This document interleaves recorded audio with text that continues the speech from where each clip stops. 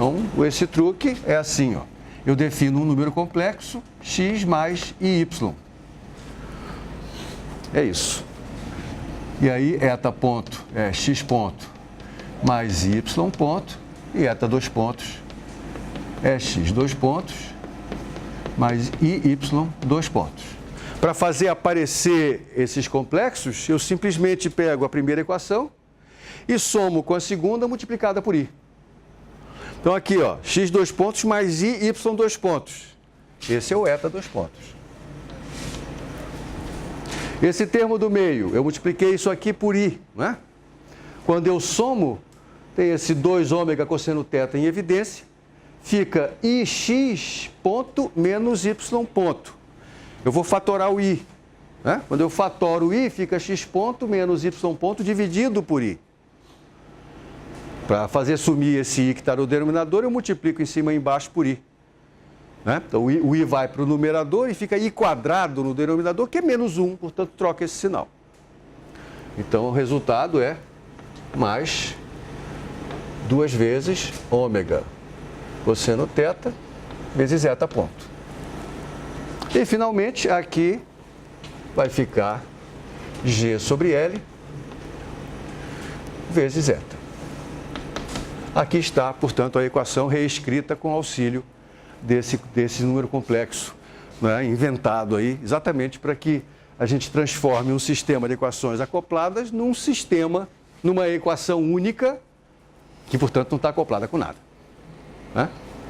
Esse G sobre L que aparece aqui, ó, nós já tínhamos visto esse G sobre L aparecer no contexto do movimento de um pêndulo simples. Né? Na equação de movimento do pêndulo simples comparece esse G sobre L, que a gente chamou de ômega ao quadrado, não é verdade?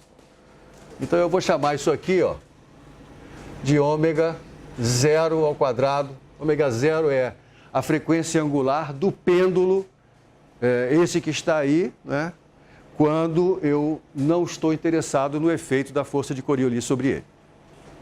Ok? E agora como é que eu resolvo essa equação diferencial? Essa é uma equação diferencial linear e homogênea. Né? Não precisa ter feito nenhum curso de equações diferenciais, porque o mini curso que você teve aqui na segunda semana de aula dessa disciplina, basta. Eu vou tentar encontrar soluções que são soluções exponenciais. A propósito, até eu já poderia intuir que essas exponenciais vão ser exponenciais imaginárias. Eu não preciso colocar isso na mão, né? O próprio procedimento vai fazer isso acontecer. Mas eu já sei que a solução tem que ser exponenciais imaginárias, porque eu sei que no plano XY, esse objeto vai ficar oscilando. Né? E uma exponencial que represente uma oscilação tem que ser uma exponencial imaginária, a gente já sabe disso também. Né? Mas eu vou ignorar que eu sei isso e eu vou chutar que esse eta de t é um e elevado a pt. Então, eu vou substituir esse eta nessa equação para descobrir quem é o p. Eu derivo uma vez, desce um p. Derivo duas vezes, desce outro p, fica um p quadrado. Aí fica um e elevado a pt em todos os termos dessa equação. Né? Então, eu posso jogar o pt fora, ou e elevado a pt fora. Né?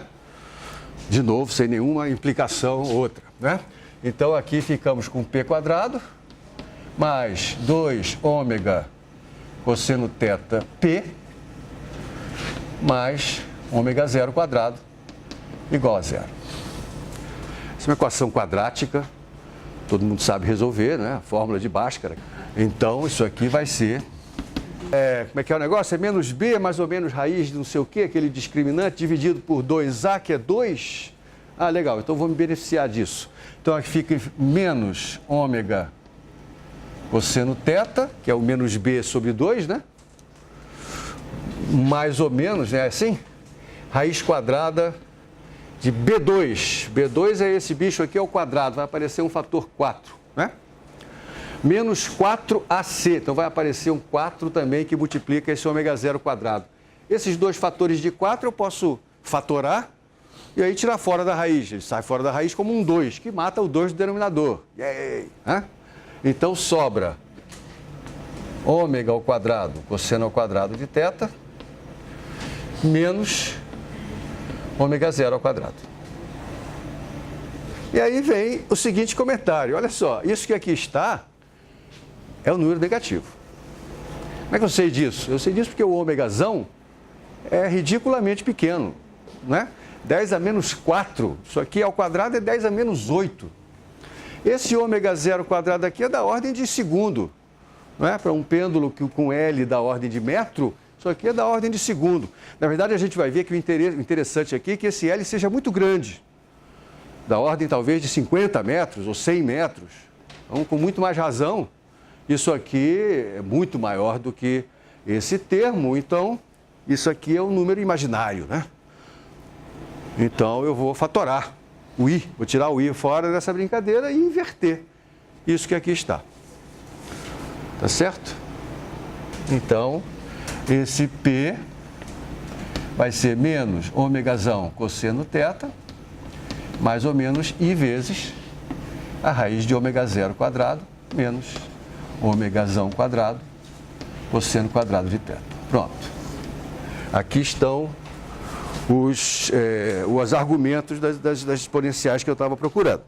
Alguma coisa está estranha aqui, deixa eu ver. Essa equação aqui, para obter essa equação, eu tive que fatorar o i, lembra? E o i sumiu, ó. Aqui tinha um i. Certo? Olha só. O que eu fiz para obter essa equação foi, eu multipliquei a segunda por i e somei, né? Vamos olhar para o termo do meio. Né? Fora o que está fatorado, fica menos y ponto mais ix ponto, que não é o que eu quero. Então, então eu fatorei o i. Aqui ficou o x ponto sozinho, beleza. Aqui ficou menos y ponto sobre i. E eu multipliquei por i em cima e embaixo. Esse i quadrado fez esse sinal de menos virar um sinal de mais e ficou o x ponto mais y ponto, que é o que eu queria. Mas na hora de escrever aqui, eu esqueci do coitado do i, né? Tá faltando o coitado do i aqui. Legal. Então aqui, ó, tem um i. Portanto, aqui tem um i. Portanto, quando eu elevei isso aqui ao quadrado, ficou um i quadrado. Então aqui tem um sinal de menos e aqui ficou um sinal de mais. Agora acho que está certo.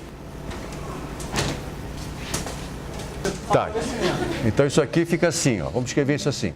Isso aqui é raiz quadrada de menos 1 vezes ômega quadrado cosseno quadrado de θ mais ômega zero quadrado, né? A raiz de um produto é o produto das raízes. Então fica a raiz desse bicho que aqui está e a raiz de menos 1, que é o i. Tá? Ok? Mais uma coisa que, na verdade, eu deveria ter já usado essa convenção direto, né? Porque esse ômega cosseno θ é a projeção z do ômega, né? Isso simplifica a minha notação. Projeção z do ômega é esse ômega cosseno θ. Então eu vou simplificar a minha notação aqui embaixo.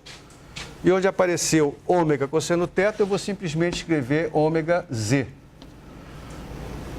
Então aqui fica ômega z ao quadrado.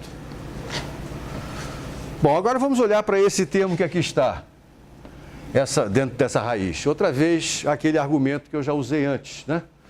Esse ômega é um número da ordem de 10 a menos 4, ao quadrado 10 a menos 8. Esse ômega zero é da ordem de unidade, né?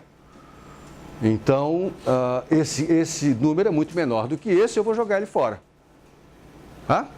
Então, vou jogar esse cara fora e vou escrever que o resultado é, eu tenho as duas raízes, que são e elevado a menos i ômega zt e elevado a i ômega zero t, com sinal de mais.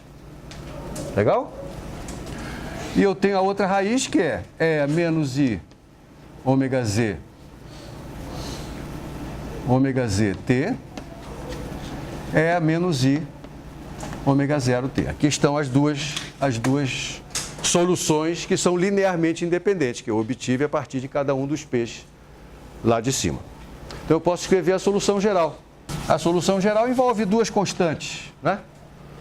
Então, é C1 como uma constante 1 vezes isso aqui, mais uma constante 2 vezes isso aqui. Legal? Veja que esse termo aqui é comum às duas soluções, de modo que eu posso fatorá-lo. Então, eta de t vai ser e elevado a menos i ômega zt, que multiplica C1 e elevado a i ômega 0t, mais C2 e a menos i ômega 0t. Para descobrir quem são esses C1 e C2, eu tenho que impor as condições iniciais.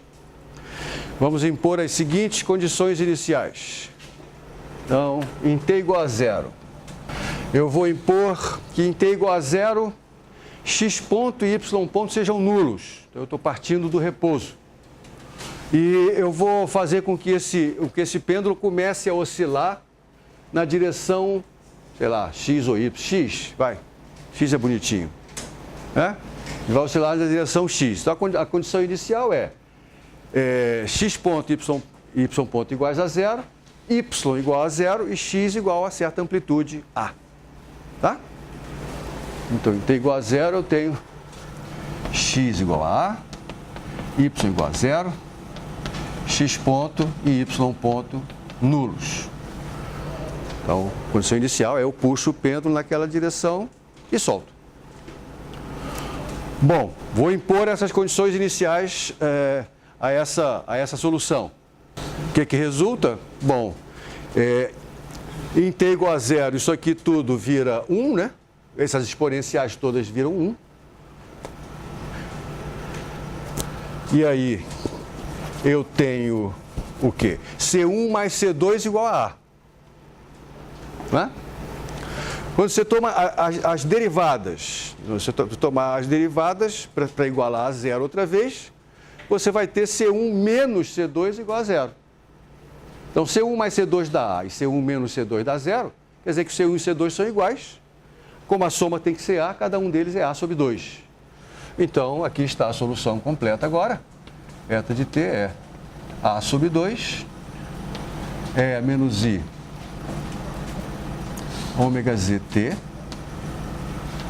vezes E elevado a I ômega 0t, mais E menos I ômega 0t. Mas quando eu somo essas duas exponenciais, o que resulta? Estou perguntando, se eu somar E elevado a I alfa com E elevado a menos I alfa, o que dá isso? Isso aqui dá 2 vezes o cosseno desse ômega 0t. Esse 2 vezes vai me ajudar com esse A sobre 2 que aqui está. Então, o resultado é esse aqui. A grande cosseno de ômega 0t.